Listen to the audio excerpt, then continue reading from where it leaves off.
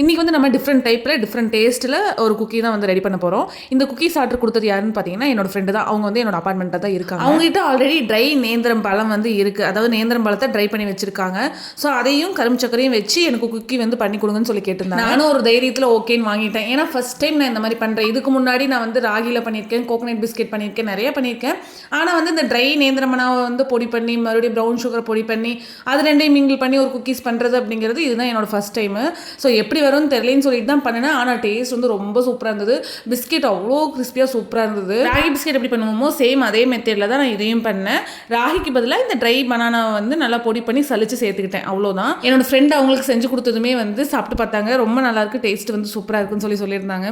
அதே மாதிரி பிஸ்கெட் வந்து எப்பவுமே செஞ்சோம் அப்படின்னா ஒன் டே அதுக்கு ரெஸ்ட் விட்டுட்டு நெக்ஸ்ட் டே சாப்பிட்டோம் அப்படின்னா இன்னுமே கிரன்ச்சியாக சூப்பராக கிறிஸ்பியாக இருக்கும். உங்களுக்கு இதே மாதிரி homemade biscuits, brownie, homemade cakes இதெல்லாம் வேணும் அப்படின்னா மறக்காமல் கீழே இருக்கிற வாட்ஸ்அப் நம்பரில் வந்து ஆர்டர் பிளேஸ் பண்ணிக்கோங்க.